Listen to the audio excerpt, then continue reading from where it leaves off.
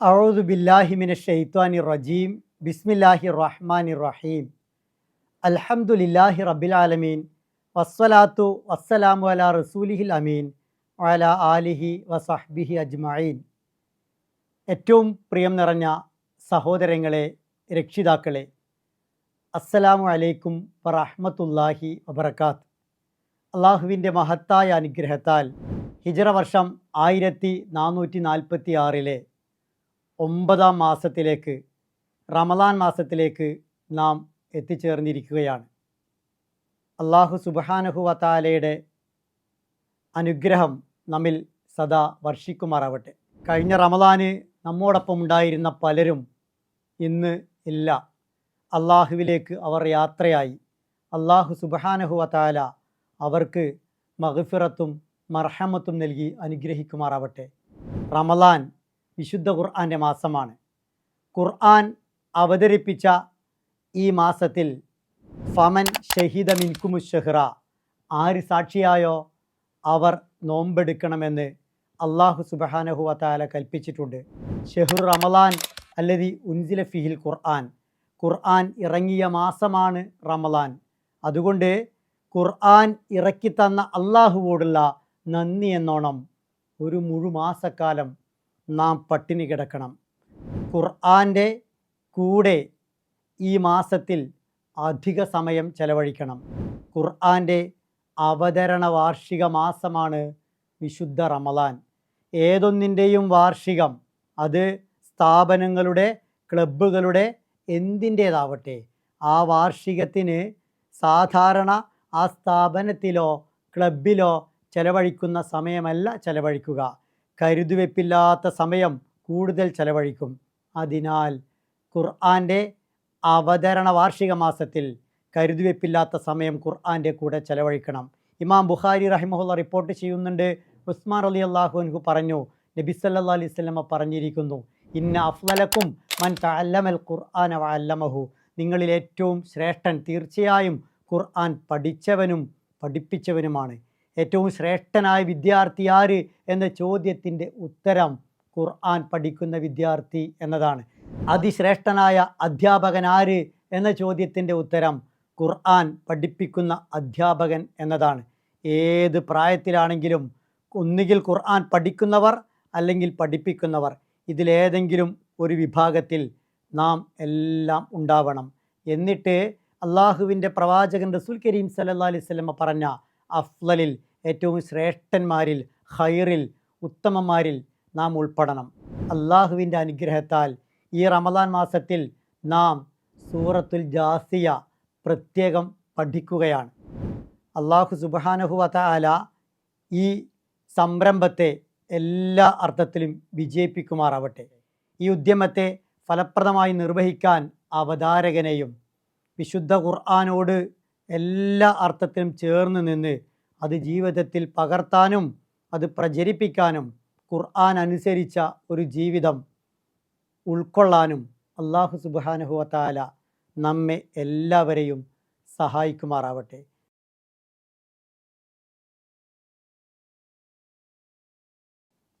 വിശുദ്ധ ഖുർആനിലെ 45-ാമത്തെ അധ്യായമാണ് സൂറത്തുൽ ജാസിയ. 114 അധ്യായങ്ങളിൽ 45-ാമത് വരുന്ന ഈ അധ്യായം കേവലം 37 ആയത്തുകൾ മാത്രമുള്ള 3.5 പേജോളം വരുന്ന ഒരു ചെറിയ അധ്യായമാണ്. ഖുർആൻ്റെ അവതരണ ക്രമത്തിൽ 64-ാമത് ഇറങ്ങിയ സൂറത്താണ് ഇത്. സൂറത്തുൽ ദുഖാന് ശേഷം സൂറത്തുൽ അഹ്കാഫിന് മുമ്പാണ് ഈ അധ്യായത്തിൻ്റെ അവതരണം. ഈ സൂറത്തിലെ 28-ാമത്തെ ആയത്തിലെ ജാസിയ എന്ന വാക്കിൽ നിന്നാണ് ഈ അധ്യായത്തിന് സൂറത്തുൽ ജാസിയ എന്ന പേര് ലഭിച്ചിട്ടുള്ളത്. ഈ സൂറത്തിനെ ഹാമീം ജാസിയ എന്നും പേര് വിളിക്കുന്നുണ്ട്. സൂറത്തു ശരിയ, സൂറത്തു ദഹ്ർ എന്നും ഈ സൂറത്തിനെ പേര് വിളിച്ചിട്ടുണ്ട്. സൂറത്തുൽ ജാസിയ മക്കയിൽ അവതരിച്ച ഈ അധ്യായം സൂറത്തു ദുഖാൻ്റെ അതേ ആശയം ഉൾക്കൊള്ളുന്ന അധ്യായമാണ്. സൂറത്തു ദുഖാൻ്റെ അവതരണ കാലത്തോട് ഏറെ അടുത്ത കാലത്താണ് ഈ അധ്യായം അവതരിച്ചത്.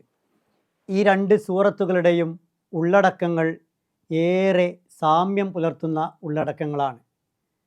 അള്ളാഹുവിൻ്റെ ഏകത്വം അഥവാ തൗഹീദ് മക്കയിലെ മുശ്രിക്കുകൾ ഒരിക്കലും അംഗീകരിക്കാത്ത യാഥാർത്ഥ്യമായിരുന്നു. അവർക്ക് തൗഹീദിനെ ഉൾക്കൊള്ളാൻ പറ്റില്ലായിരുന്നു. അതേസമയത്ത് ഇസ്ലാം ഊന്നി പഠിപ്പിക്കുന്ന ആഖിറത്ത് അഥവാ പരലോകമാകട്ടെ മക്കൻ മുശ്രിക്കുകൾ പൂർണ്ണമായും തള്ളിക്കളയുകയും ചെയ്തു. ഈ രണ്ട് വിഷയങ്ങളും അഥവാ തൗഹീദും ആഖിറത്തും വളരെ ശക്തമായും യുക്തിഭദ്രമായും സ്ഥാപിക്കുന്ന അധ്യായമാണ് ഈ അധ്യായം. തൗഹീദിനെതിരെ ആഖിറത്തിനെതിരെ മക്കക്കാർ ഉന്നയിച്ചിരുന്ന എന്തെല്ലാം വിമർശനങ്ങളുണ്ടോ അതിനൊക്കെയുള്ള മറുപടി, അവരുടെ സംശയങ്ങൾക്കുള്ള നിവാരണം ഈ സൂറത്തിൽ ഉൾക്കൊണ്ടിട്ടുണ്ട്. ഖുർആനെതിരെ അവർ എന്തെല്ലാം ആരോപണങ്ങൾ ഉന്നയിച്ചോ, ഖുർആനെതിരെ അവരെന്തെല്ലാം നിലപാട് സ്വീകരിച്ചോ, ആ നിലപാടിന് നേരെയുള്ള താക്കീതും ഈ സൂറത്തിൽ നമുക്ക് കാണാൻ കഴിയും. അള്ളാഹുവിൻ്റെ ഏകത്വത്തിൻ്റെ തെളിവുകൾ വിവരിച്ചുകൊണ്ടാണ് ഈ അധ്യായം ആരംഭിക്കുന്നത്. അള്ളാഹു ഒന്നേയുള്ളൂ, ഒന്നു മാത്രം. ഈ യാഥാർത്ഥ്യം സ്ഥാപിക്കാൻ ആകാശഭൂമികളിലും മനുഷ്യനിൽ തന്നെയും രാപ്പകലുകൾ മാറി മാറി വരുന്നതിലും ഉപരിലോകത്തു നിന്നും വിഭവങ്ങൾ ഇറക്കി ജീവനറ്റ ഭൂമിയെ ജീവസുറ്റതാക്കിയതിലും കാറ്റിൻ്റെ കറക്കത്തിലും തെളിവുകൾ വേണ്ടത്ര ഉണ്ടെന്ന് ആദ്യത്തെ 5 സൂക്തങ്ങളിൽ അല്ലാഹു സുബ്ഹാനഹു വ തആല വിവരിക്കുന്നുണ്ട്. നിങ്ങളുടെ മുകളിൽ, നിങ്ങളുടെ താഴെ, നിങ്ങളുടെ വലത്ത്, ഇടത്ത്, നിങ്ങൾ ജീവിക്കുന്ന ഭൂമിയിൽ എന്ന് വേണ്ട നിങ്ങളിൽ തന്നെയും അള്ളാഹുവിൻ്റെ ഏകത്വത്തെ തെളിയിക്കുന്ന സാക്ഷ്യങ്ങൾ ധാരാളമുണ്ട്. കണ്ണ് തുറന്ന് നോക്കണം, അതിനെക്കുറിച്ച് ചിന്തിക്കണം. എങ്കിൽ പകൽ വെളിച്ചം പോലെ ആ വ്യക്തികൾക്ക്, ചിന്തിക്കുന്ന വ്യക്തികൾക്ക് ഈ യാഥാർത്ഥ്യം വ്യക്തമാകും. ഒറ്റ ദൈവമാണ്, അല്ലാഹു മാത്രമാണ് ഇതിൻ്റെ പിന്നിൽ എന്ന് ബോധ്യപ്പെടാൻ ഈ പ്രാപഞ്ചിക സത്യങ്ങളെക്കുറിച്ച നിഷ്പക്ഷ ചിന്ത മാത്രം മതി. സത്യത്തിന് നേരെ കണ്ണ് തുറന്നാൽ മാത്രം മതി. കണ്ണടച്ച് ഇരുട്ടാക്കാൻ ശ്രമിച്ചാൽ ആ വ്യക്തിക്ക് മാത്രമേ ഇരുട്ടുണ്ടാവൂ. അതും ആ വ്യക്തി കണ്ണ് തുറക്കുന്ന സമയം വരെ മാത്രം. വിശ്വസിക്കേണ്ടത് അള്ളാഹുവിൻ്റെ വചനങ്ങളിലാണ്. അള്ളാഹുവിൻ്റെ വചനങ്ങൾ കൃത്യമായി മുന്നിലുണ്ടായിട്ടും അവൻ്റെ ആയത്തുകളുണ്ടായിട്ടും മറ്റെന്തിലാണ് അവർ വിശ്വസിക്കുന്നത് എന്ന ഗൗരവപ്പെട്ട ചോദ്യം അള്ളാഹു സുബ്ഹാനഹു വ തആല ഈ സൂറത്തിൽ ഉന്നയിക്കുന്നുണ്ട്. അള്ളാഹുവിൻ്റെ സൂക്തങ്ങളുടെ നേരെ പുറംതിരിഞ്ഞു നിൽക്കുന്ന പാപികൾക്ക് കടുത്ത താക്കീത് നൽകുന്ന സൂറത്താണ് ഇത്. അവർക്കു മഹാനാശമാണെന്ന മുന്നറിയിപ്പും ഈ സൂറത്തിലുണ്ട്. സർവനാശത്തിൻ്റെ അന്തിമ കാഹളം അവർക്ക് മുന്നിൽ മുഴങ്ങുക തന്നെ ചെയ്യും. കാരണം അള്ളാഹുവിൻ്റെ ആയത്തുകളെ കേട്ടിട്ടും കേൾക്കാത്ത പോലെ, എല്ലാം അറിഞ്ഞിട്ടും അറിയാത്ത പോലെ അഹങ്കാരത്തോടെ സത്യനിഷേധത്തിൽ ഉറച്ചു നിന്നു അവർ. അള്ളാഹു അവൻ്റെ വിശുദ്ധ ഗ്രന്ഥത്തിൽ പറയുന്ന വല്ല കാര്യങ്ങളും അവരറിഞ്ഞാൽ അതിനെ പുച്ഛിക്കുന്ന, പരിഹസിക്കുന്ന നിലപാട് അവർ സ്വീകരിച്ചു. അതിനാൽ അവർക്ക് കടുത്ത ശിക്ഷയുണ്ട്. നരകം അവരെ കാത്തിരിക്കുന്നുണ്ട്. ആ നരകം അവരുടെ മേൽ വന്ന് പതിക്കുമ്പോൾ അവർ നേടിയ ഒന്നും അവരെ നരകത്തിൽ നിന്നും രക്ഷിക്കില്ല. അവർ ആരെ വിളിച്ച് പ്രാർത്ഥിച്ചോ അവരൊന്നും ഉപകരിക്കില്ല. ഹീനമായ, നിന്ദ്യമായ കടുത്ത ശിക്ഷയിലേക്ക് അവർ എടുത്തെറിയപ്പെടും എന്ന് പറഞ്ഞ ശേഷം അള്ളാഹുവിൻ്റെ ഖുർആൻ മാത്രമാണ് സന്മാർഗമെന്ന് അള്ളാഹു ഓർമ്മിപ്പിക്കുന്നു. അള്ളാഹു സമുദ്രത്തെ അധീനപ്പെടുത്തിയതിലെ, ആകാശഭൂമികളെ കീഴ്പ്പെടുത്തി തന്നതിലെ അനുഗ്രഹങ്ങൾ ചൂണ്ടിക്കാണിച്ച് ചിന്തിക്കാൻ പ്രേരണ നൽകിയ ശേഷം നേരിട്ട് വിശ്വാസികളെ ഈ സൂറത്തിൽ അള്ളാഹു അഭിസംബോധന ചെയ്യുന്നുണ്ട്. വിശ്വാസികളോട് അള്ളാഹു പറയുന്നത്, അള്ളാഹുവിൻ്റെ ശിക്ഷയെ ഭയക്കാത്ത, അവൻ്റെ ആയത്തുകളെ അവഗണിക്കുന്ന അവിവേകികളുടെ വിഷയത്തിൽ നിങ്ങൾ പ്രകോപിതരാകരുത് എന്നാണ്. വൈകാരികമായി പ്രതികരിക്കരുത് എന്നാണ്. മറിച്ച് സഹനത്തിൻ്റെ വഴി സ്വീകരിക്കണം.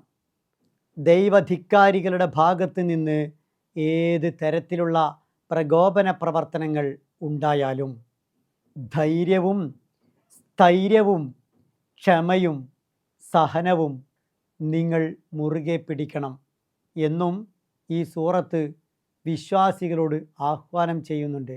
പരലോകം എന്ന ഒന്ന് ഇല്ല എന്നും, അഥവാ ഉണ്ടെങ്കിൽ അവിടെ ഞങ്ങളെ സഹായിക്കാൻ ഔലിയ അഥവാ രക്ഷാകർത്താക്കൾ ഉണ്ട് എന്ന സത്യനിഷേധികളുടെ സങ്കല്പത്തെ ഈ അധ്യായം പൂർണ്ണമായും നിഷേധിക്കുന്നു. ഒരു നന്മയും പാഴായി പോകാത്ത ഒരു ലോകത്ത്, ഒരു തിന്മയും അവഗണിക്കപ്പെടാത്ത ലോകത്ത് ഈ സത്യനിഷേധികളുടെ എല്ലാ തിന്മകൾക്കും അള്ളാഹു അർഹിച്ച ശിക്ഷ നൽകും. അവരുടെ നേരെ നിങ്ങൾ സ്വീകരിച്ച എല്ലാ നല്ല സമീപനങ്ങൾക്കും നിങ്ങൾക്ക് നല്ല പ്രതിഫലം നൽകും എന്ന് അള്ളാഹു പറയുന്നുണ്ട്. മടങ്ങേണ്ടത് അവനിലേക്കാണ് എന്ന് ഈ അധ്യായം ഓർമ്മിപ്പിക്കുന്നു. ഇസ്രായേൽ മക്കൾക്ക് അള്ളാഹു നൽകിയ അനുഗ്രഹങ്ങളിലേക്കാണ് പിന്നീട് നമ്മുടെ ശ്രദ്ധ ഈ സൂറത്ത് ക്ഷണിക്കുന്നത്. വേദം, ഹുക്മ്, നുബുവത്ത്, ത്വയ്യിബാത്ത്, ഫളല്, ബയ്യിനാത്ത് എല്ലാം അള്ളാഹു അവർക്ക് നൽകി. ചരിത്രത്തിലെ ഒരു ഘട്ടത്തിൽ അള്ളാഹു സവിശേഷമായി പരിഗണിച്ച വിഭാഗമായിരുന്നു ഇസ്രയേൽ വംശം. ആ പരിഗണന അവർക്ക് ചില ഉത്തരവാദിത്തങ്ങൾ കൂടി നൽകിയിരുന്നു. അള്ളാഹു ഏറെ അനുഗ്രഹിച്ച, കാരുണ്യം ചൊരിഞ്ഞ ഒരു വിഭാഗമെന്ന നിലക്ക് അവർ തിരിച്ച് അള്ളാഹുവിനോട് നന്ദി കാണിക്കേണ്ടിയിരുന്നു. പക്ഷേ അതിൽ ഇസ്രയേൽ മക്കൾ പൂർണ്ണമായി പരാജയപ്പെട്ടു. അവർക്കിടയിലെ അസൂയ, കുശുമ്പ്, പരസ്പര അക്രമ നടപടികൾ, അത് കാരണം അവർ സ്വയം നാശം വിളിച്ചു വരുത്തി.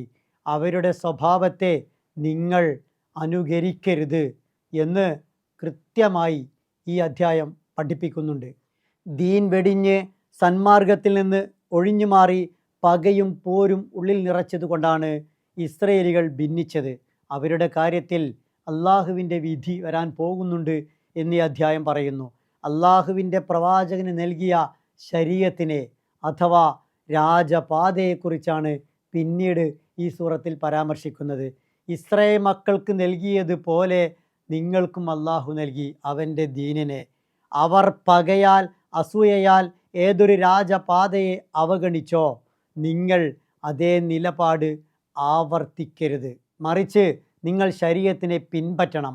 ആ ശരീഅത്തിൽ നിന്നും നിങ്ങളെ ആരും തെറ്റിക്കാൻ പാടില്ല.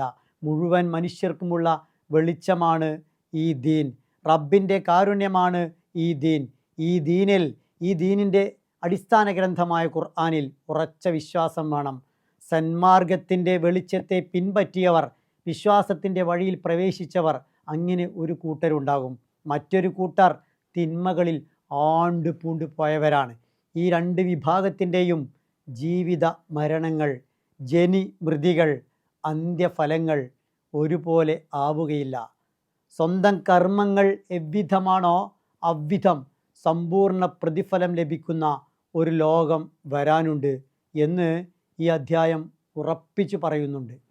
തന്നിഷ്ടത്തിൻ്റെ പിറകെ ഓടി ഇഹപര ജീവിതം നഷ്ടത്തിലാക്കുന്ന വിഭാഗങ്ങളെക്കുറിച്ചാണ് പിന്നീട് അള്ളാഹു ഈ സൂറത്തിൽ വിവരിക്കുന്നത്. അള്ളാഹുവിൻ്റെ ഇച്ഛ, ദൈവേച്ഛ അവർക്ക് വിഷയമേ അല്ല. ദേഹേച്ഛയാണ് അവരുടെ എല്ലാം. അവരുടെ ദൈവം അതാണ്. ശരീരം താല്പര്യപ്പെടുന്ന എന്തിൻ്റെ കൂടെയും അവർ സഞ്ചരിക്കും. ശരിതെറ്റുകൾ പ്രശ്നമല്ല, ഹലാൽ ഹറാമുകൾ പ്രശ്നമല്ല. വിശ്വാസത്തിൽ നിന്നാണല്ലോ എല്ലാ മനുഷ്യർക്കും വീക്ഷണങ്ങൾ ഉണ്ടാകുന്നത്. ഇവരുടെ വിശ്വാസം ദുനിയാവിനപ്പുറം മറ്റൊരു ജീവിതമേ ഇല്ല എന്നാണ്. ആ വിശ്വാസം വെച്ച് പുലർത്തുന്നതിനാൽ അവർക്ക് ദുനിയാവിൽ എന്തുമാകാം. ഉത്തരം പറയേണ്ട മറ്റൊരു ലോകമില്ല. അതിനാൽ അവർ ദുനിയാവിൻ്റെ അടിമകളായി മാറുന്നു. അവരുടെ ആഗ്രഹങ്ങളെ ഏത് വിധേനയും പൂർത്തീകരിക്കുന്നു.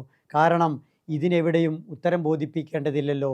ജീവിതം ഇവിടെ തന്നെ തുടങ്ങി ഇവിടെ തന്നെ ഒതുങ്ങുന്നതാണല്ലോ. അതാണ് അവരുടെ വീക്ഷണം.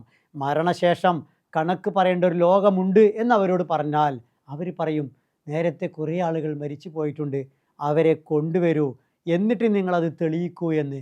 അള്ളാഹു അവർക്ക് നൽകുന്ന മറുപടി വ്യക്തമാണ്, ശക്തമാണ്, കൃത്യമാണ്, യുക്തമാണ്. ജീവൻ തന്ന അള്ളാഹു തന്നെ നിങ്ങളെ മരിപ്പിക്കും. ജനിയും മൃതിയും നിശ്ചയിച്ച അതേ റബ്ബ് തന്നെ അന്ത്യനാളിൽ നിങ്ങളെ പുനരുജ്ജീവിപ്പിക്കും. ഇതിൽ സംശയം വേണ്ടതില്ല. നിങ്ങളോട് ചോദിച്ചിട്ടല്ല അള്ളാഹു ജീവനും ജീവിതവും തന്നത്. നിങ്ങളുടെ അനുവാദം വാങ്ങിയല്ല നിങ്ങളെ മരിപ്പിച്ചത്. രണ്ടും സാധ്യമാക്കിയ അതേ റബ്ബ് പുനർജന്മവും സാധ്യമാക്കും. ഒന്നാമത് സൃഷ്ടിച്ച റബ്ബിന് പുനഃസൃഷ്ടി ഒട്ടുമേ പ്രയാസമല്ല എന്ന് കൃത്യമായി അള്ളാഹു ഈ അധ്യായത്തിൽ പഠിപ്പിക്കുന്നുണ്ട്. ആകാശഭൂമികളുടെ അധികാരം അള്ളാഹുവിനാണ്.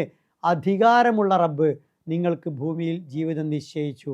അതേ റബ്ബ് തന്നെയാണ് ആഖിറത്തിലും നിങ്ങൾക്ക് ഈ ജീവിതത്തിൻ്റെ റിസൾട്ട് എന്നോണം മറ്റൊരു ജീവിതം നിശ്ചയിച്ചത്. അതിൽ വിശ്വസിക്കണം, അതിനുവേണ്ടി ഒരുങ്ങണം. അല്ലെങ്കിൽ നിങ്ങൾ വലിയ നഷ്ടകാരികളിൽപ്പെടും. അവശരായി വിവശരായി നരകത്തിൽ മുട്ടുകുത്തി വീഴും. എഴുതി വെച്ച കർമ്മരേഖയുടെ അടിസ്ഥാനത്തിൽ, തെളിവുകളുടെ അടിസ്ഥാനത്തിൽ മരണാനന്തര ജീവിതത്തിൽ നിങ്ങൾക്ക് ശിക്ഷ വിധിക്കും.